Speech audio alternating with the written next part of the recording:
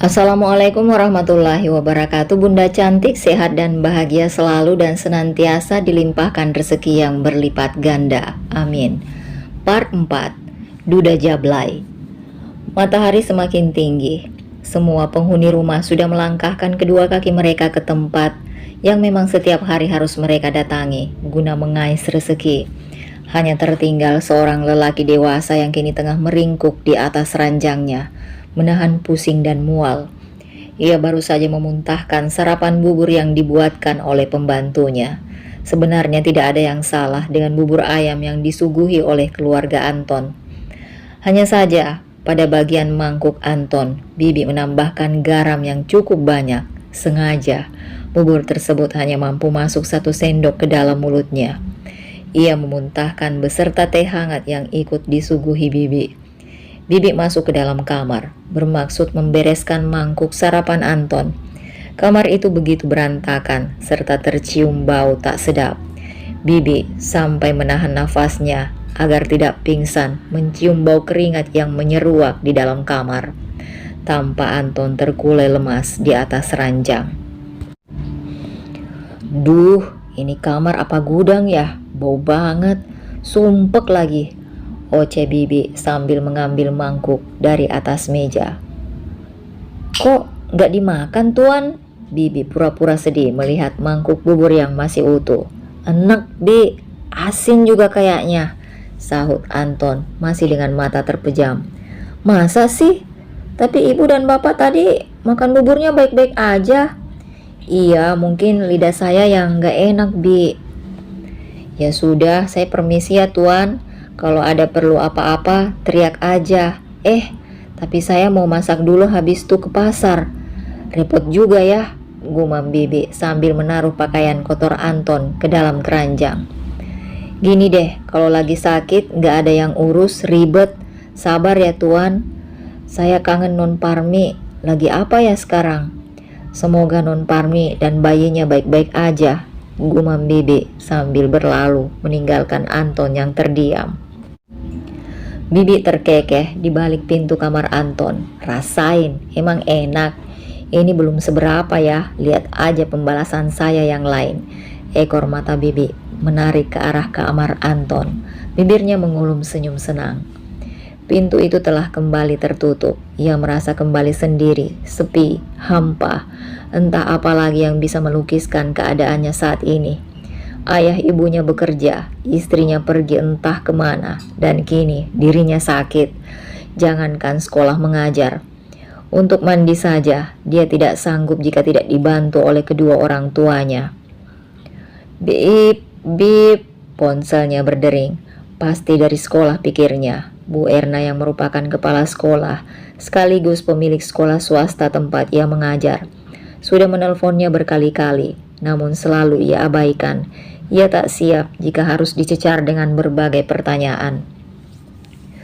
Bu Susi, guru yang sedang dekat dengannya, juga setiap 1 jam sekali menelpon dan mengirimkan pesan. Namun ia abaikan juga. Dengan lemas ia mengambil ponsel yang tergeletak di sampingnya. Matanya coba membaca nama pemanggil yang tertera di sana. Ibu Parmi. Tiba-tiba raut wajahnya berubah khawatir. Ibu mertuanya yang menghubunginya. Panggilan itu sempat terhenti karena tidak juga diangkat oleh Anton. Namun ponselnya berdering kembali. Dengan gugup dan sedikit gemetar, ia memencet layar terima. Halo, Assalamualaikum Bu. Waalaikumsalam Nak Anton. Alhamdulillah diangkat. Apa kabarnya Nak? Saya sedang kurang sehat Bu. Oh gitu, sakit apa? Hanya masuk angin kok Bu. Saya tidak apa-apa, nanti juga sembuh. Oh amin. Ibu kangen Parmi, sudah 2 minggu tidak ada kabar. HP-nya juga mati. Ibu mau bicara dengan Parmi. Degup jantung Anton semakin tak karuan. Alasan apa yang harus ia sampaikan pada ibu mertuanya? Tidak mungkin mengatakan bahwa Parmi pergi dari rumahnya. Halo, Nak Anton? Iya Bu, Parmi sehat, cuma sekarang lagi ke pasar. Nanti saya sampaikan kalau ibu telepon ya. Oh gitu, perasaan ibu soalnya tidak enak sudah beberapa hari ini. Tapi syukurlah kalau Parmi baik-baik saja. Sabar-sabar ya Nak. sama anak ibu. Meskipun dia tuh lalit dan tidak cantik, tapi Parmi itu orangnya paling tulus dan tahu diri. Iya bu, terima kasih. Titip anak ibu ya. Assalamualaikum. Anton memijat keningnya. Kini kepalanya bertambah sakit, air matanya pun menggenang. Maafin saya bu, cicit Anton sambil meneteskan air mata. Baru kali ini ia merasa hatinya sangat tersentuh. Apakah ini efek dari kehamilan istrinya? Anton menoleh pada sofa, tempat biasa Parmi tidur.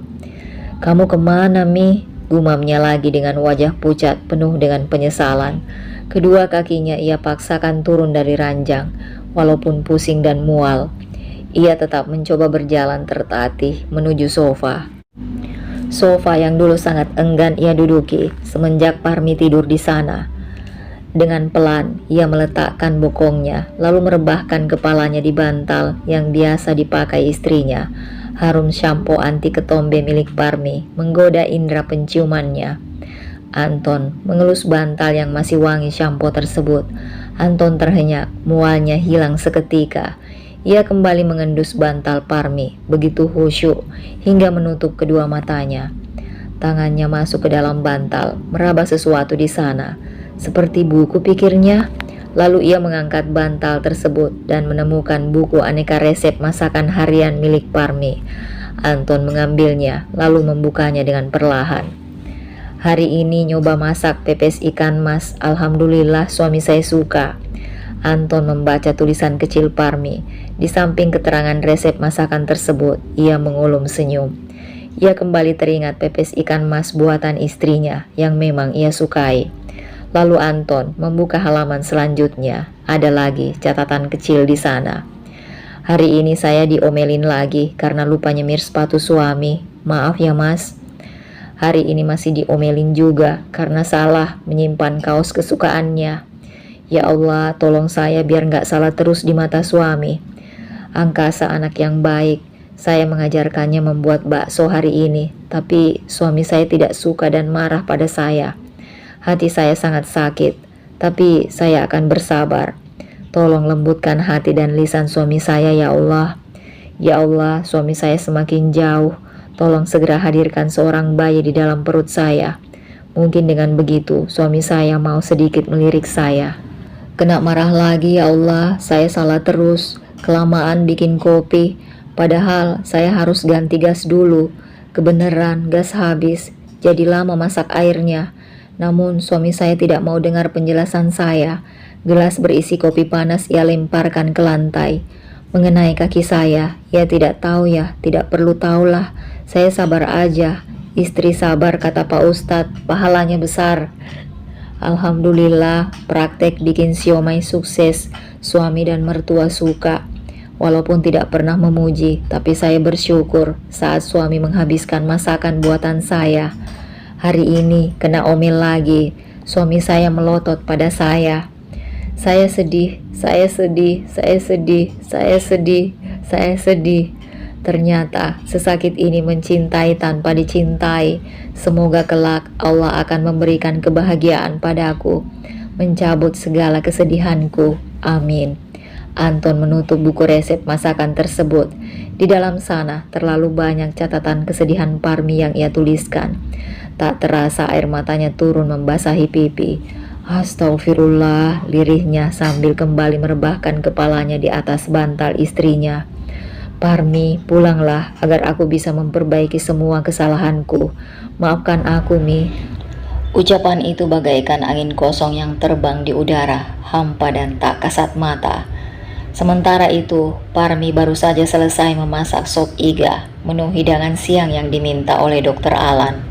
Hari ini Dokter Alan tidak praktek. Ia menemani putrinya, Anissa yang masih duduk di bangku SMA, bertanding bulu tangkis antar sekolah.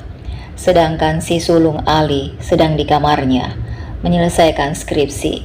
Usia kehamilan Parmi 2 bulan, namun perutnya sudah terlihat membuncit. Efek sebelumnya, memang perutnya gendut, penuh lemak, bagaikan orang hamil. Teh Parmi, sepatu saya yang hitam di mana? Tanya Ali saat menghampiri Parmi di dapur. Itu sepatu yang suka Mas pakai ya? Ada saya jemur. di atas genteng. Tadi subuh saya cuci, bentar saya ambilkan. Jangan-jangan teh, biar saya aja. Nanti kalau Teteh jatuh gimana? Langkah kaki pemuda itu menghilang dari dapur. Ia memanjat genteng belakang untuk mengambil sepatu yang sudah kering. Parmi tersenyum melihat anak majikannya hampir saja terjatuh dari kursi saat mengambil sepatu. Duh, kaget. Ali mengusap dadanya. Hati-hati mas, jangan sampai jatuh. Nanti cakepnya penyok, kekeh Parmi yang diikuti oleh Ali. Teteh, gak kepengen apa gitu? Teteh kan lagi hamil, tanya Ali sambil duduk di kursi dapur.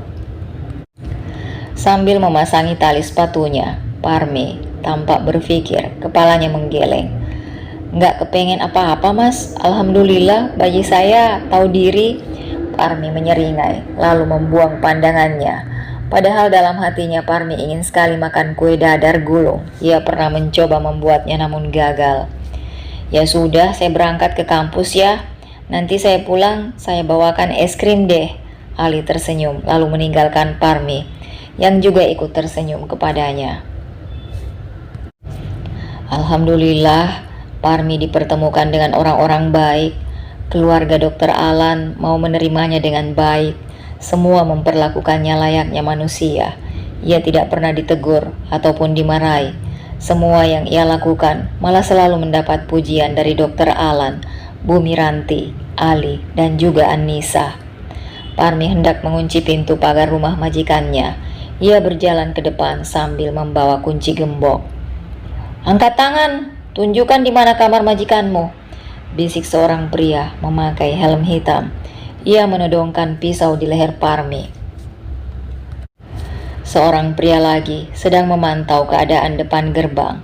Pria yang memakai helm memperhatikan baju Parmi, payudara Parmi yang memang sudah montok, ditambah lagi kondisi hamil, maka semakin berisi. Perampok yang sedang menodongkan pisau tersebut sampai menelan salivanya.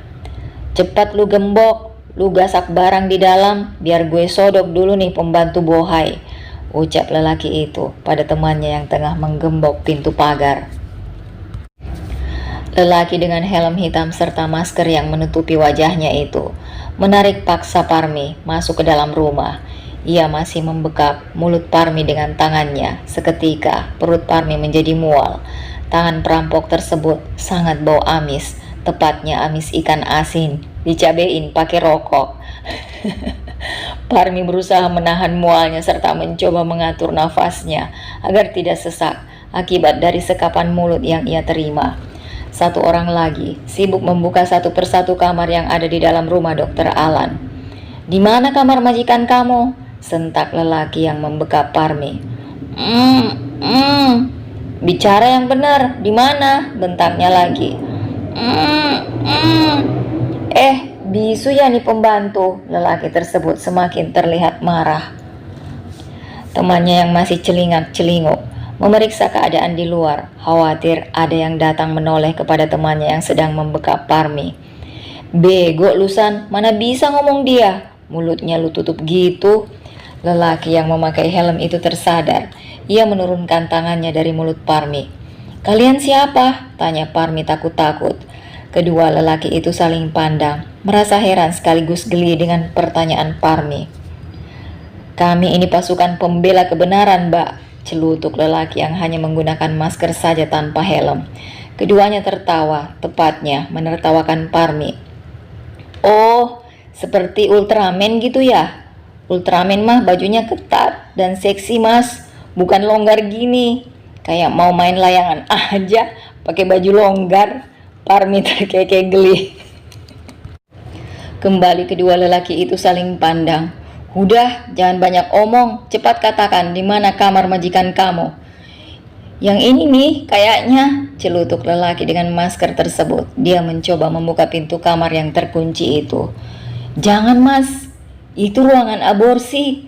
Tangan lelaki itu berhenti sejenak, ia mulai ragu. Pembantu, jangan bohong kamu, teriak lelaki dengan helm tersebut tepat di wajah Parmi. Ia masih mencengkram tangan Parmi dengan kuat. Sesekali, Parmi meringis kesakitan. Sungguh sebenarnya ia pun dalam keadaan ketakutan yang luar biasa. Mata pisau itu masih berada tepat 2 senti dari daging lehernya. Coba aja berani buka, bisa ketiban sial kalian. Emang nggak tahu aborsi itu apa? Tanya Parmi pada keduanya. Tahu? Keduanya menyahut serentak sambil mengangguk. Hampir saja Parmi terbahak melihatnya. Serem ah, jangan dibuka. Ruang praktek aborsi itu, lelaki yang memakai helm mengingatkan temannya. Iya, ruang aborsi tai kuping.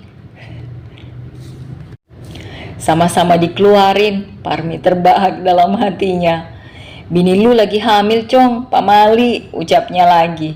Lelaki dengan masker itu mengurungkan niatnya membuka pintu utama tersebut. Kalau gitu, di mana kamar majikan kamu? Di atas. Mata Parmi mengarah ke lantai 2 rumah Dokter Alan. Lu sikat ke atas, gue sikat dia dulu nih. Dari tadi dadanya melambai-lambai terus, minta dibelai, bisik lelaki dengan helm tersebut. Tepat di telinga Parmi. Kaki Parmi sedikit gemetar. Entah apa yang harus ia lakukan. Ya Allah, tolonglah hamba dan bayi hamba, lirihnya dalam diam. Tubuhnya sudah ditarik ke arah sofa, depan TV. Lelaki tersebut bahkan sudah membuka helmnya dan menatap Parmi penuh minat. Mas, bilangin temennya, di kamar utama ada banyak patung dan boneka santet. Jangan ada yang disentuh, nanti muntah darah. Bisik Parmi dengan takut melihat sekilas wajah perampok tersebut yang berubah pucat. Cek, ini rumah dokter apa dukun sih? Dua-duanya mas.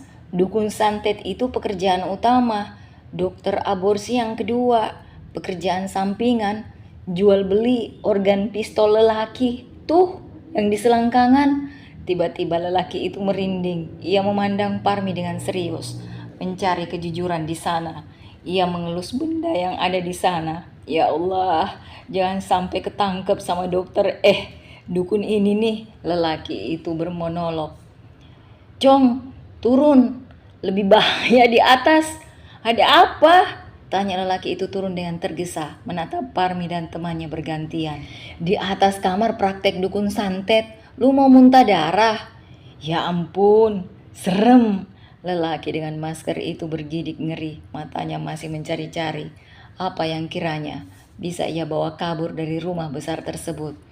Ya udah, ayolah kita pulang daripada muntah darah, ajak lelaki bermasker pada temannya yang masih menatap Parmi dengan penuh minat. Gua nyusu dulu bentar, lo tunggu di depan Gi, sekalian jaga-jaga. Titah lelaki berwajah seram, kini matanya berkedip pada Parmi. Jangan mas, tolong lepaskan saya.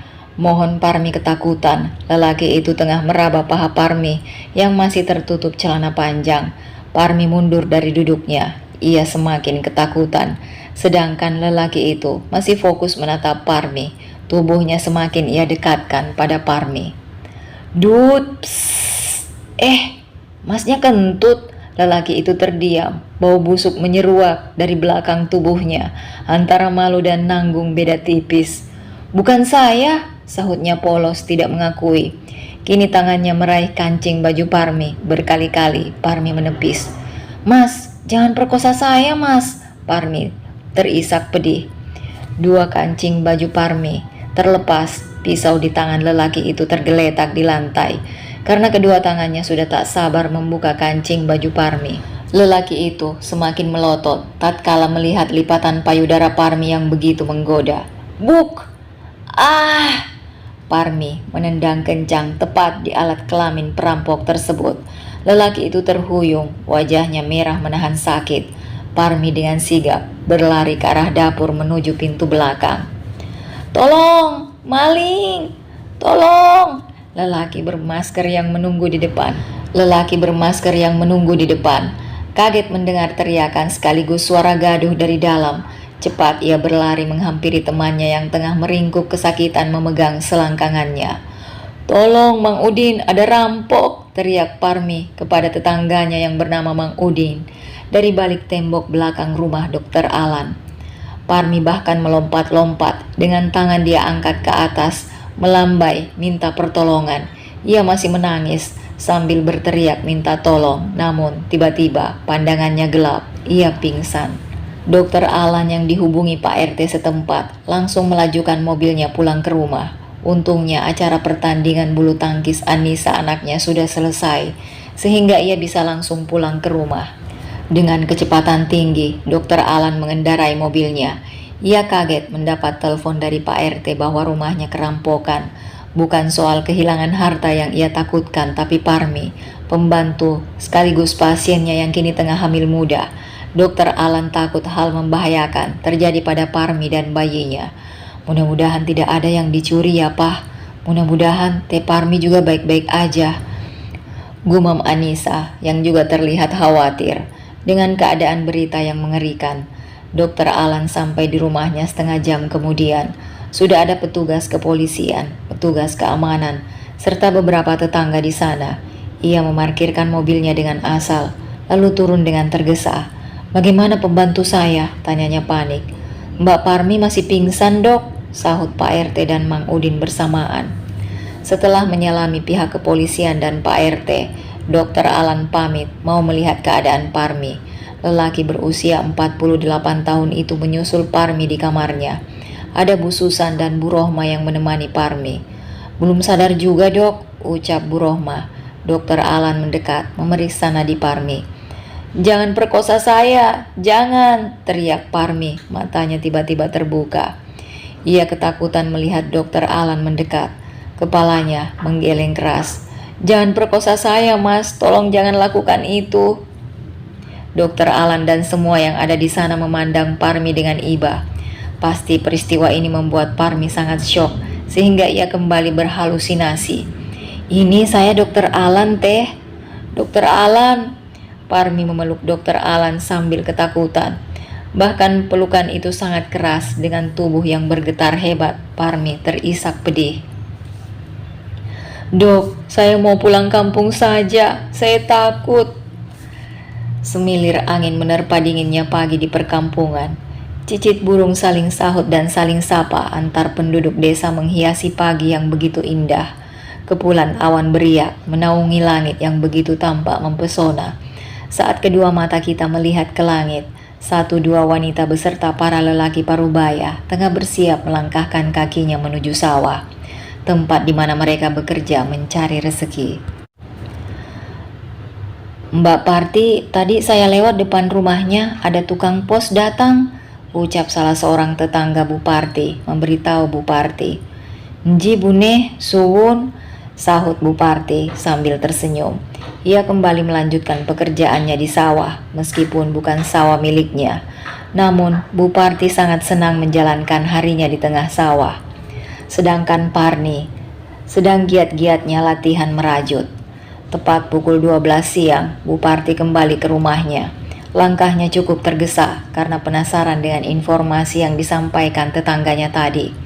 Siapa kiranya yang mengirimkan surat padanya?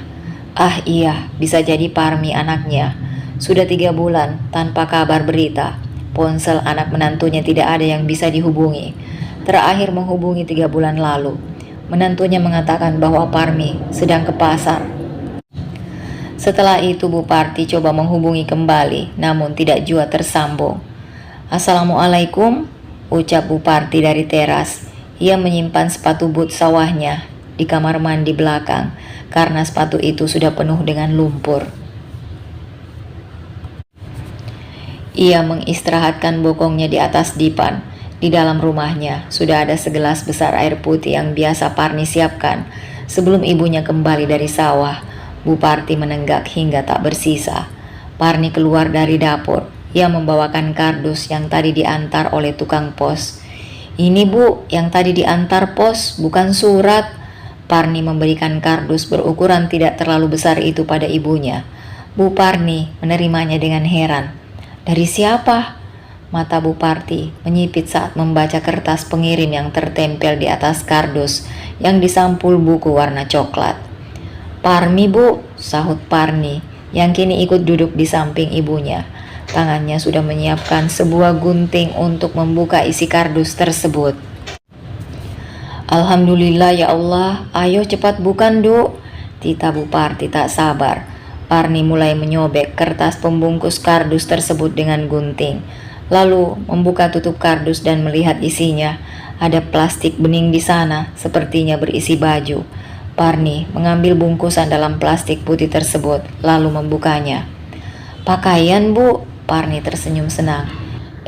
Ini ada suratnya juga. Ada uangnya juga, Bu. Parni memberikan uang yang sengaja dimasukkan bersama surat di dalam amplop panjang. Cepat baca suratnya. Tita Buparti kembali tak sabar. Parni membuka lipatan surat tersebut lalu bersiap membacanya. Assalamualaikum, Bu, Mbak, apa kabarnya? Semoga kalian baik-baik saja. Parmi sudah tidak tinggal bersama Mas Anton lagi. Parmi sudah pergi dari rumah itu karena Mas Anton akan menikah dengan wanita lain yang ia cintai. Tapi Ibu dan Mbak tidak perlu khawatir. Parmi di sini baik-baik saja. Maafkan Parmi ya, Bu, tidak bisa mempertahankan pernikahan ini. Maafkan kami anak-anak Ibu yang belum bisa memberi kebahagiaan kehidupan pernikahan untuk Ibu. Doakan Parmi dan Mbak Parni selalu ya, Bu. Ini ada sedikit rezeki Parmi buat Ibu dan Mbak. Ibu jangan capek-capek ke sawah melulu ya. Jika nanti keluarga Mas Anton datang menanyakan keberadaan Parmi, tolong Ibu pura-pura tidak tahu ya, Bu. Tapi kayaknya nggak bakal dicari juga. Hehehe. Udah dulu ya, Bu. Nanti Parmi kirim uang dan surat lagi untuk Ibu. Wassalam, Parmi. Surat itu terlepas dari tangan Parni, jatuh mengenaskan di lantai semen dingin. Kini kedua wanita itu menangis terseduh sambil berpelukan. Isi surat Parmi begitu membuat hati mereka hancur, terutama Ibu. Ia bahkan tiba-tiba terkulai lemas, pingsan. Anton tengah membaca surat pemecatan dirinya dengan tangan gemetar. Jangankan kembali mengajar, untuk ke kamar mandi saja ia tertatih.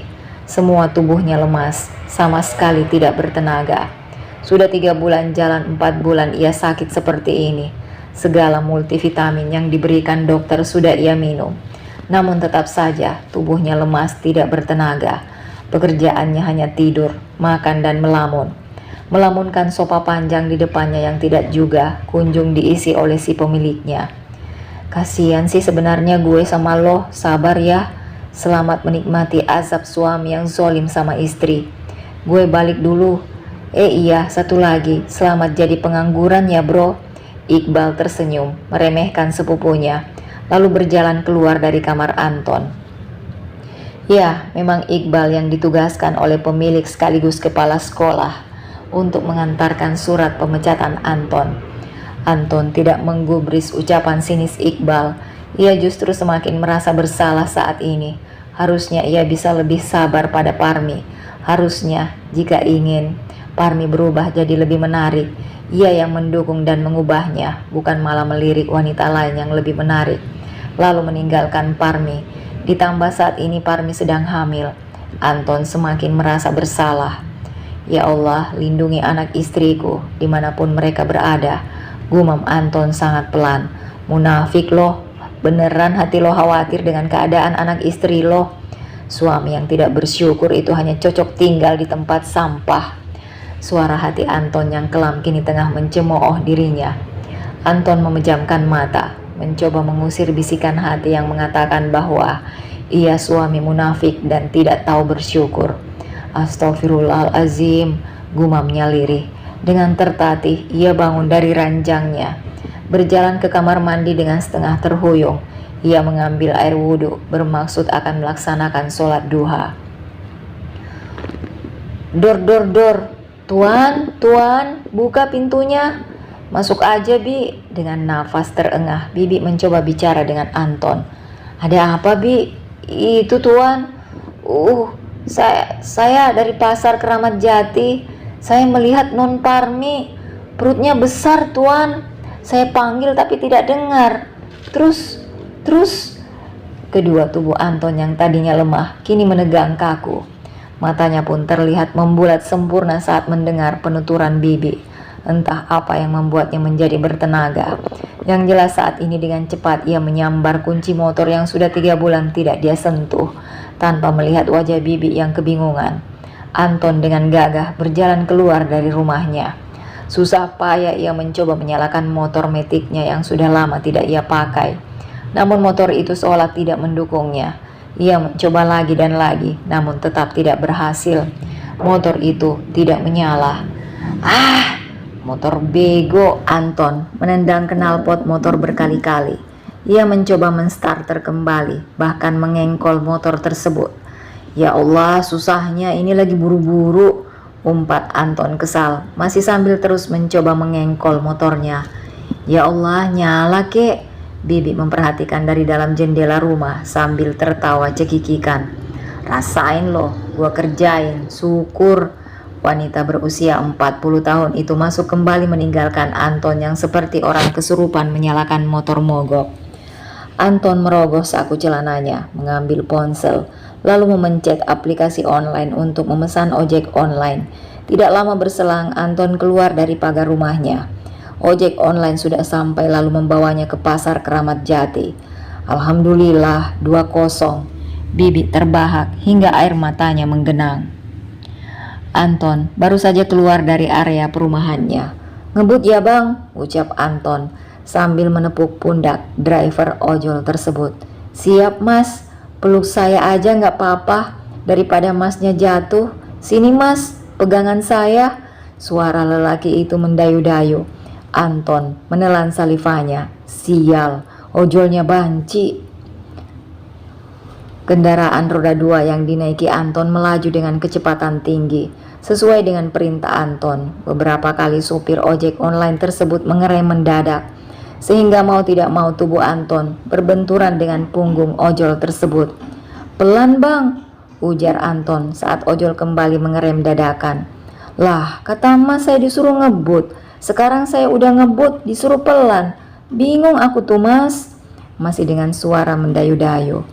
Anton menggemeretakkan giginya. Sumpah, ia sudah sangat kesal dengan ojol yang kegenitan ini. Namun ia juga harus segera sampai di pasar yang disebutkan Bibi tadi, agar bisa segera menemukan Parmi. Cit! Ojol itu kembali mengerem mendadak. Namun kali ini Anton memegang kuat jok belakang motor dan menjauhkan tubuhnya, sehingga saat mengerem dadakan, tubuhnya tidak harus berbenturan. Takut ya mas? Tadi kan saya bilang peluk saya. Nggak apa-apa mas, saya jomblo kok. Di balik helmnya ojol itu tersenyum malu-malu.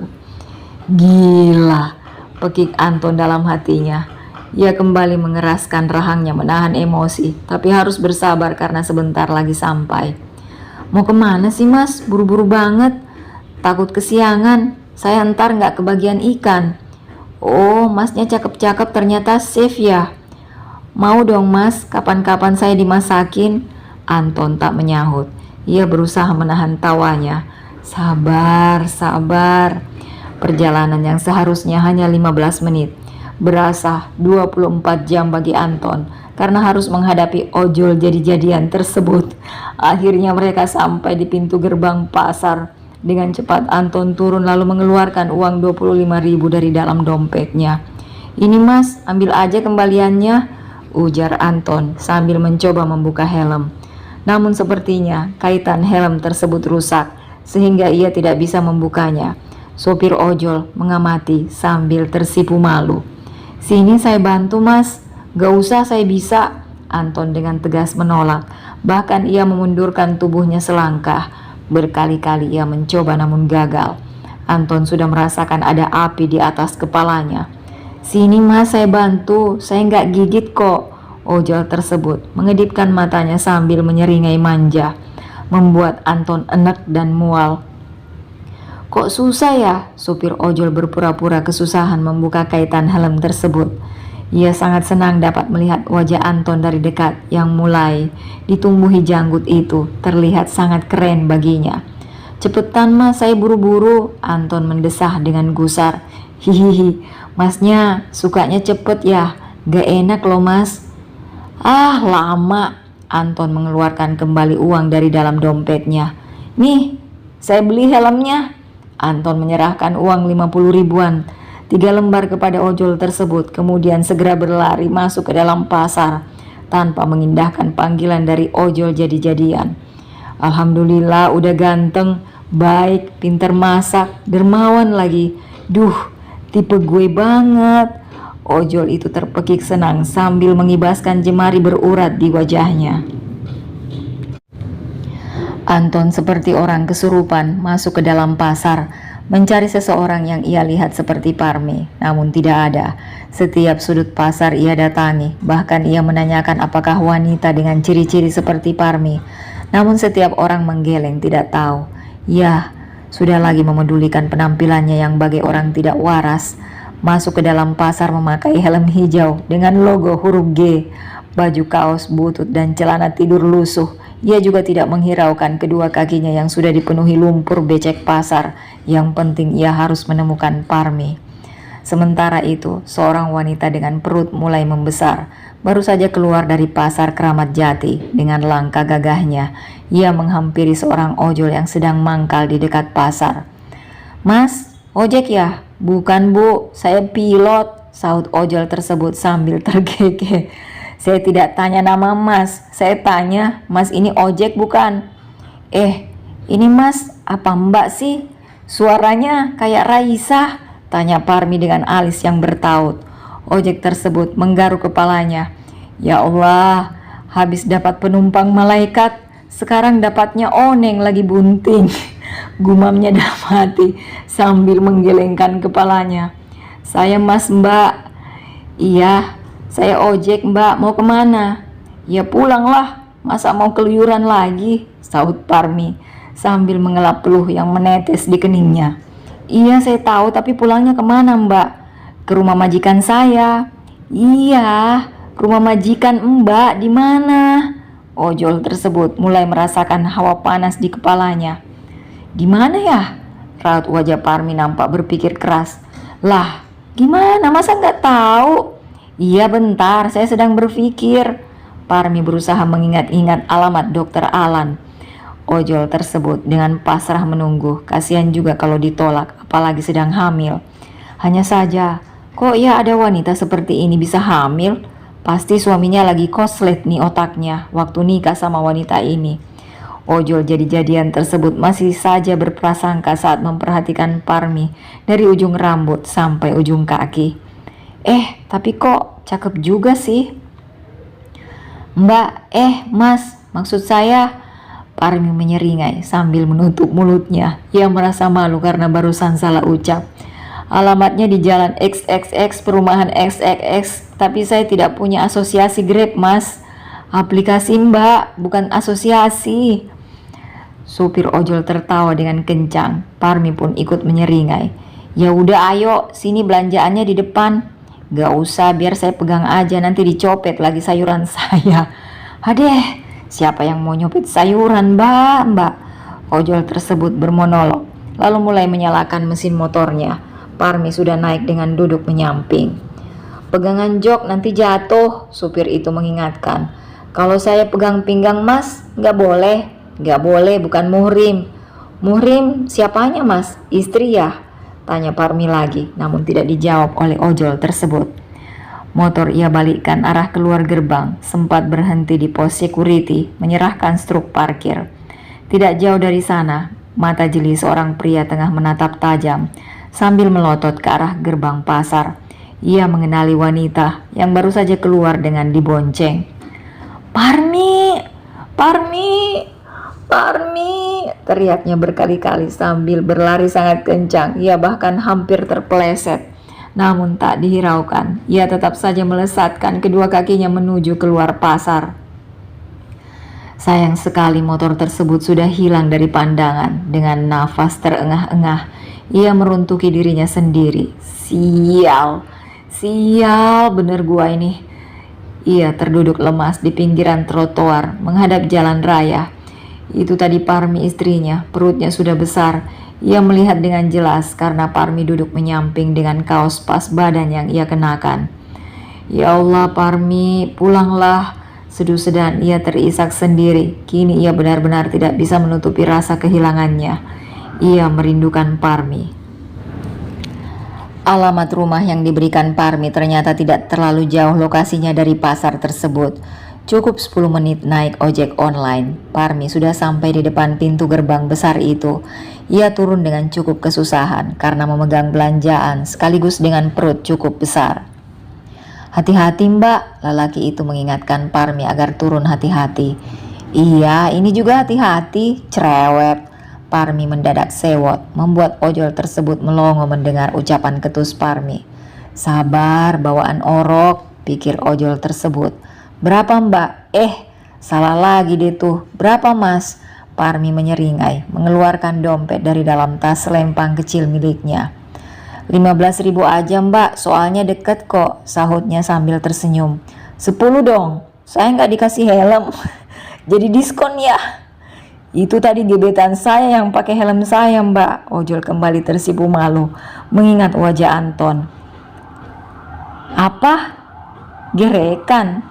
Ojol tersebut menggaruk kepalanya yang tidak gatal, ingin sebenarnya mencekek penumpang di depannya ini, namun tidak mungkin karena seorang wanita, lagi hamil pula, jadi ia harus lebih bersabar saja.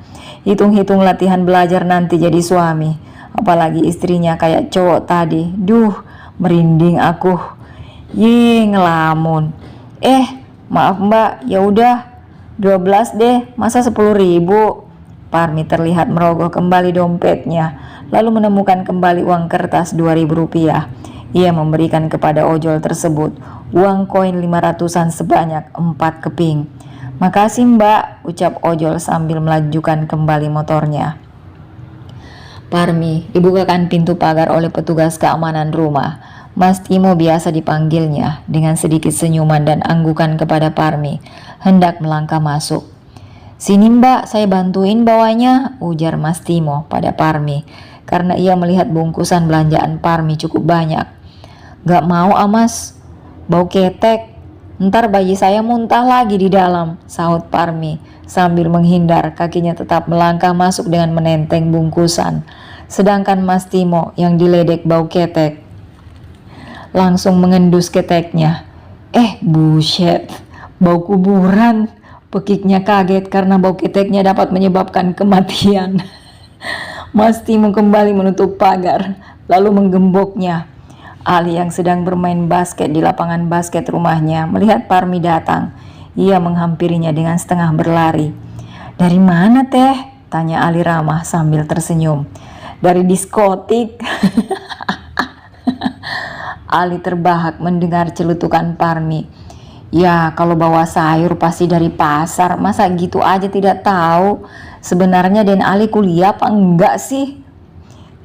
Parmi mencibir lalu melanjutkan langkahnya tanpa memedulikan Ali yang tertawa terpingkal sambil memegang perut.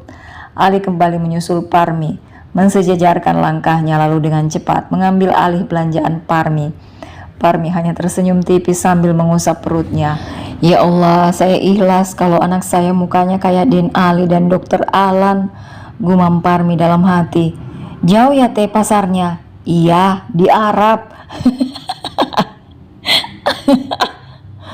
Ali kembali tertawa. Ketawa mulu sih. Udah sini belanjaannya. Parmi hendak mengambil bungkusan sayuran dari tangan Ali. Namun, dengan cepat, Ali mengambil alih belanjaan Parmi. Ali mengangkatnya tinggi, lalu berlari masuk ke dapur.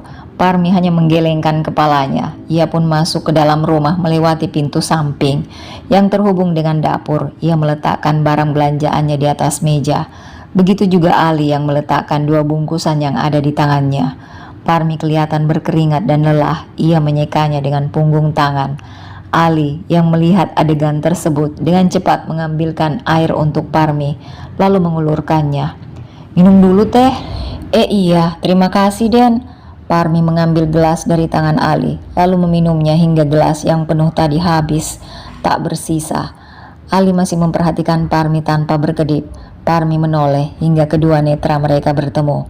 Kalau memperhatikan istri orang jangan lama-lama Den, nanti jatuh cinta, celutuk Parmi sambil turun dari kursi dan melangkahkan kaki menuju wastafel. Gelas yang barusan ia pakai, ia sudah mencucinya kembali. Emang ada suaminya teh? Hus, sembarangan. Kalau nggak ada suami, gimana bisa gembung gini perut saya? Parmi menunjuk perutnya yang kian membesar.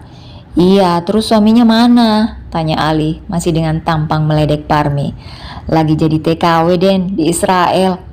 Loh, TKI kali teh. Kalau TKW itu kepanjangannya tenaga kerja wanita. Ali menjelaskan dengan sungguh-sungguh, namun tetap saja ingin tertawa bila melihat wajah Parmi yang polos.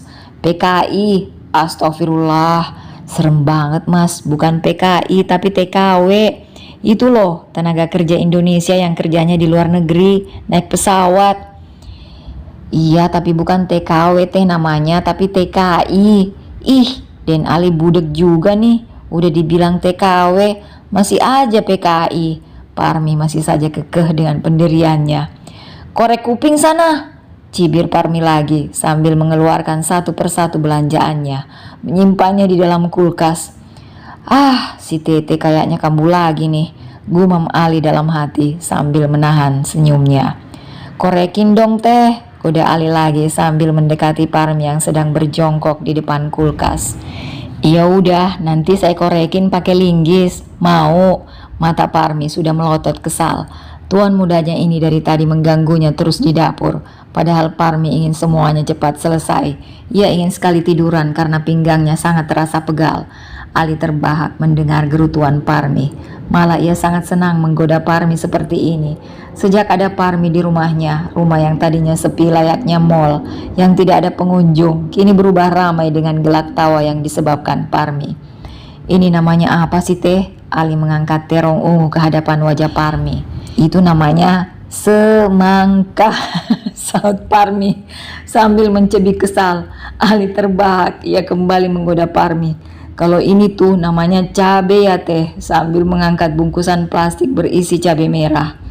Bukan, itu namanya terigu, saut Parmi kesal. Udah tahu cabe, masih nanya aja sih. Udah sana mandi. Parmi mengibaskan tangannya, mengusir Ali agar segera pergi dari pandangannya. Tanpa keduanya sadari, sedari tadi Bu Miranti dan Dokter Alan tengah memperhatikan anak sulung mereka yang terkenal cool dan pendiam. Kini semenjak ada Parmi di rumah, berubah menjadi lebay dan cengengesan. Ali akrab sama Parmi. Emang biasanya begitu? Tanya Dokter Alan pada istrinya. Iya, sejak Parmi di sini, anak papa berubah jadi aneh begitu. Ekor mata Bu Miranti tertarik ke arah dapur, di mana Ali masih saja tertawa di samping Parmi yang sedang merapikan isi kulkas. Parmi itu ada suami loh mah, ingatkan Ali. Nanti dia naksir bisa repot. Dokter Alan sudah berjalan ke ruang TV meninggalkan Bu Miranti yang raut wajahnya tampak berpikir keras perihal perkataan suaminya barusan. Ia pun menyusul suaminya duduk di depan TV. Setahu mama, tipe Ali itu ya seperti gendis. Pacarnya yang kayak Barbie itu loh pak, mukanya. Emang masih sama gendis? Udah putus? Suara sahutan Ali tiba-tiba menjawab pertanyaan dari papanya. Ali membuka kaos olahraganya yang basah lalu duduk persis di seberang Dokter Alan. Kenapa putus Li? Mama kira kamu mau serius sama dia. Enggak amah, Ali sekarang suka tipe cewek sederhana dan lucu kayak Parmi, tebak Bu Miranti, membuat Ali tertawa keras. Sedangkan Dokter Alan hanya menggelengkan kepalanya. Ya salam, beneran Ali demen sama Parmi nih kayaknya, gumam Dokter Alan dalam hati. Jangan sembarang Li, Parmi itu ada suaminya. Iya tahu, emang ada pak suami yang membiarkan istri hamil jadi pembantu di rumah orang? Tanya Ali dengan sinis. Dokter Alan terdiam. Ia sangat tahu Parmi sedang mengalami depresi dalam rumah tangganya, namun tidak pernah ia tampakkan.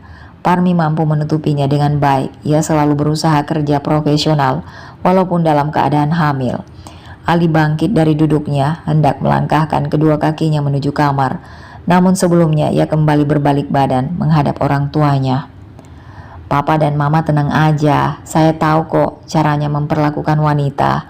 Dan jika memang saya suka, tolong restui ya Pak, Mah. Kedua orang tua Ali saling pandang. Mereka hanya mampu menghela nafas panjang saat Ali berucap demikian. Parmi itu tipe wanita unik, siapa saja yang kenal baik dengannya akan nyaman bergaul dengannya. Dan ya, Ali termasuk salah satunya. Mama tenang saja, kalaupun Ali suka Parmi, itu hanya perasaan sesaat. Namanya juga masih bocah, ujar Dokter Alan yang mencoba menenangkan hati istrinya. Namun ternyata ia pun ikut gusar. Anton pulang ke rumahnya dengan langkah lemas. Pelan ia membuka pintu pagar. Sudah ada Bu Rasti dan Bibi yang menunggu di depan teras. Wajah khawatir Bu Rasti kian terlihat. saat memperhatikan Anton yang berwajah pucat seperti mayat hidup. "Kamu dari mana aja, Ton?" tanya Bu Rasti dengan nada kekhawatiran. Anton meletakkan bokongnya duduk di kursi teras dengan wajah menunduk.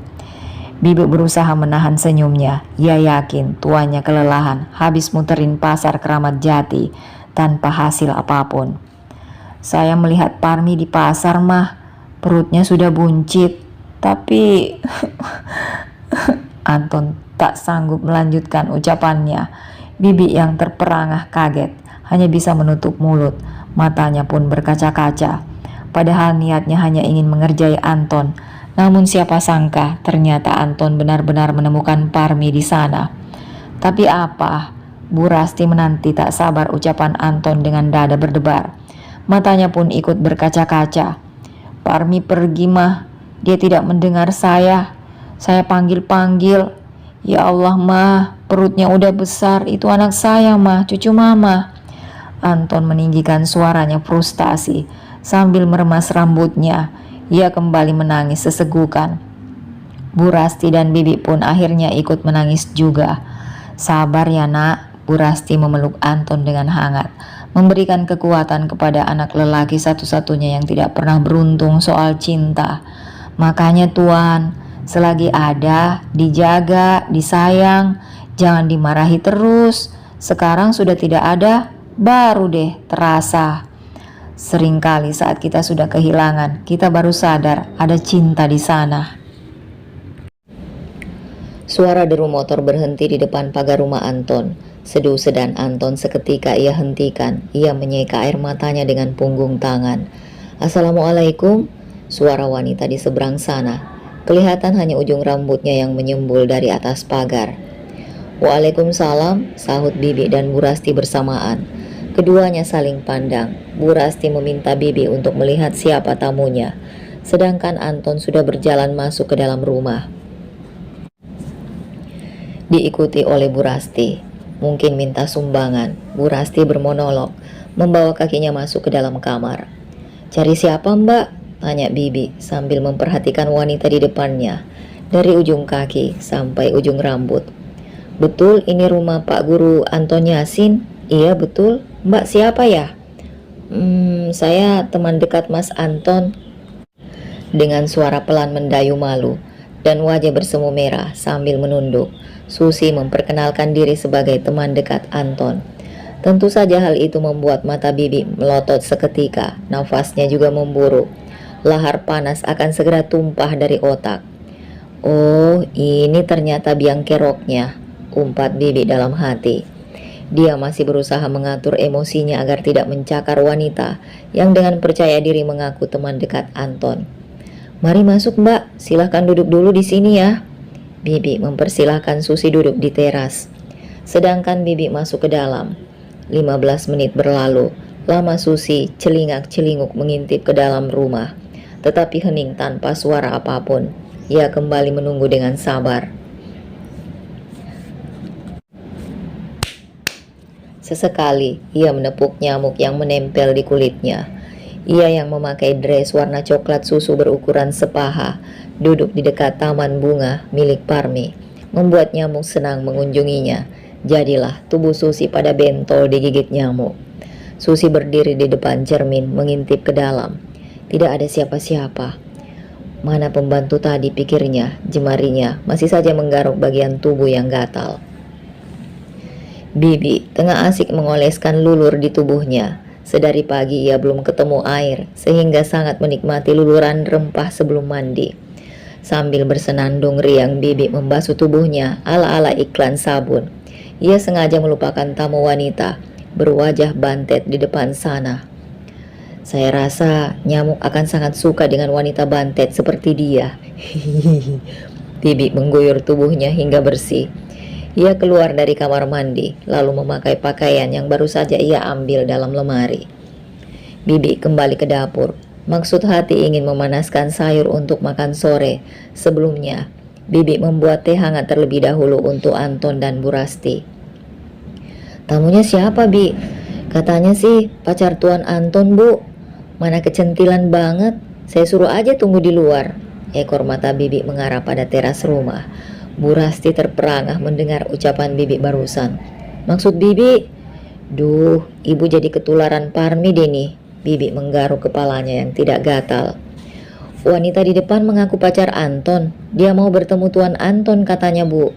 Belum sampai Bibi melepas nafasnya saat menyudahi laporannya, Bu Rasti sudah terlebih dahulu keluar rumahnya, menghampiri tamu yang disebutkan Bibi tadi. Ia membuka pintu rumahnya dengan sedikit tergesa. Bibi yang tidak ingin kehilangan kesempatan pun akhirnya memilih menyusul langkah Bu Rasti.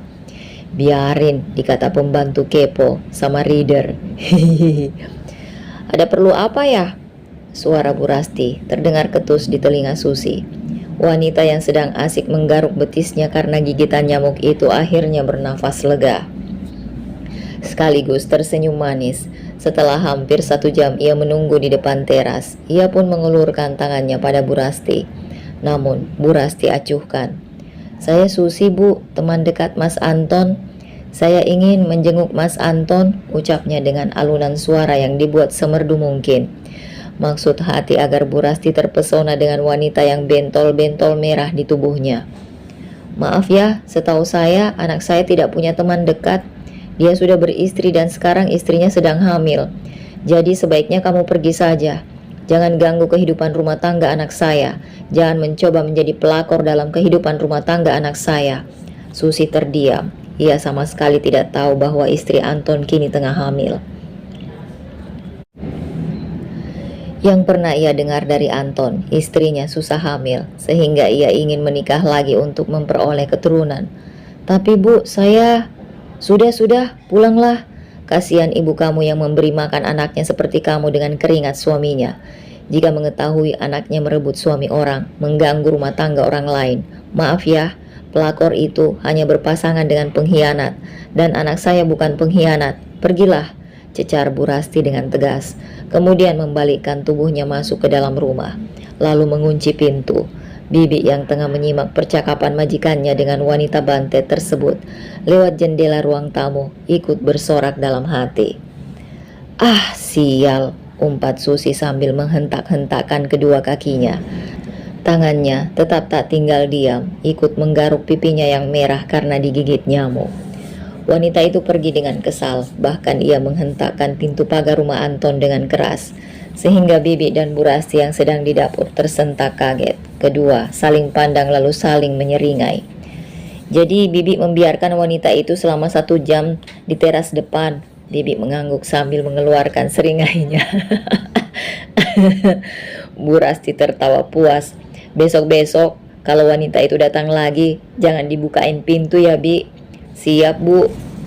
Sementara itu, di kediaman keluarga Dr. Alan, Parmi tengah sibuk di dapur. Ia tengah membuat nasi kuning lengkap dengan telur balado, ayam goreng, tempe orek, bihun dan juga sambal goreng. Ia sudah meminta izin sebelumnya Bu Miranti bahwa ia akan memasak nasi kuning untuk makan malam hari ini. Teh, masak apa? Wangi banget. Anita yang baru keluar dari kamarnya langsung membaui dapur, tepatnya kukusan yang masih ngebul dengan harum yang sangat menggoda perut. Masak nasi kuning, Non, sahut Parmi sambil terus mengiris timun. Wah, enak banget nih kayaknya, Anissa atau biasa dipanggil Sasa oleh kakak dan kedua orang tuanya menelan salivanya, menatap takjub susunan menu hidangan di atas meja. Sebentar lagi matang kok, sabar ya Non. Parmi mendekat ke kompor lalu mematikannya. Ia membuka tutup kukusan hingga terciumlah aroma wangi menggoda. Bahkan seluruh penghuni rumah keluar dari kamar mereka setelah melaksanakan sholat maghrib. Parmi yang memang sudah terlebih dahulu sholat bisa dengan cepat kembali ke dapur menyelesaikan masakannya. Aduh Parmi, kamu masak apa? Wangi banget. Saya jadi lapar, ujar Bu Miranti sambil menarik kursi makan, bersiap menikmati makan malam lesat mereka. Begitu juga dengan Dr. Alan dan Ali yang ikut keluar kamar dan menyusul ibu mereka di ruang makan. Kedua lelaki itu memandang takjub hidangan di atas meja. Wah, Teh Parmi masak nasi goreng nih, celutuk Ali sambil menyeringai. Bu Miranti yang mendengar celutukan tidak jelas anaknya hanya mampu menggelengkan kepala. Parmi yang mendengar ledekan Ali ikut menoleh, matanya menatap tajam Ali dengan tatapan mematikan. Ini bukan nasi goreng, tapi nasi Padang. Puas. Semua yang ada di meja makan terbahak mendengar sahutan Parmi. Begitupun Dokter Alan yang jarang sekali tertawa sejak ada Parmi. Seringai di bibirnya lebih sering terukir. "Sini Mi, makan bersama," ajak Bu Miranti pada Parmi. "Tidak Bu, saya di sini saja makannya. Terakhir saya ikut makan bersama majikan saya dijadiin menantu." "Masa iya jadi menantu lagi?"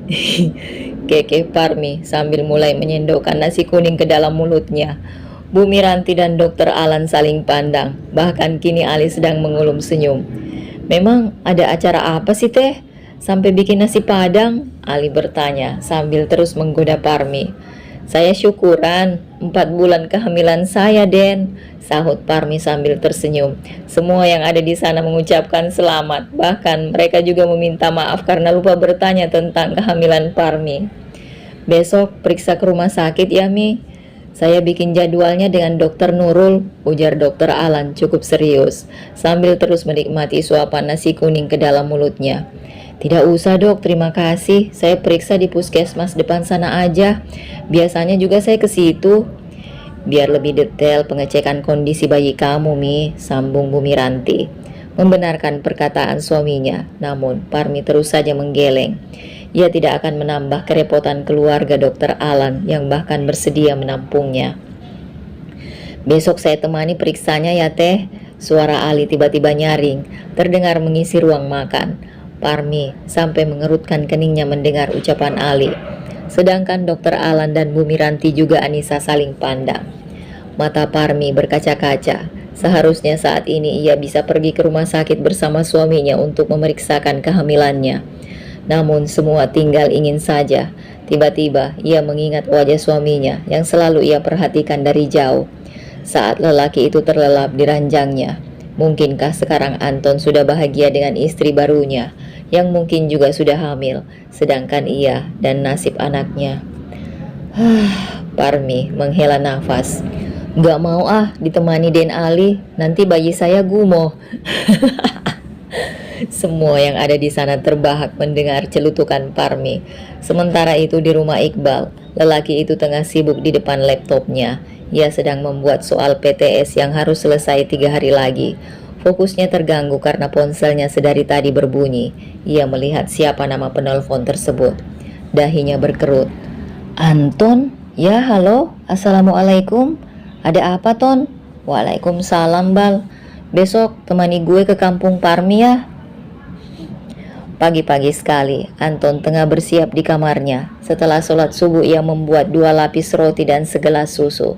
Setelahnya ia juga minum multivitamin agar tubuh, hati, dan pikirannya mampu menghadapi segala kemungkinan yang terjadi setelah ia sampai di kampung Parmi nanti. Alhamdulillah, Iqbal setuju untuk mengantarnya hari ini, sehingga bisa menambah kekuatan dan semangatnya untuk menghadapi keluarga Parmi nanti. Anton menyisir rambutnya yang sudah gondrong, lalu mengolesi minyak tawon di pangkal hidung. Keningnya yang setiap hari tertempel koyo juga ia olesin, serta tengkuknya yang selalu saja terasa kesemutan. Jangan lupa bahwa ia masih mengalami mual muntah ya, sehingga ia juga memasukkan 1 pek kantong plastik hitam ke dalam tasnya, sebagai antisipasi jika ia mabuk dan muntah di jalan nanti.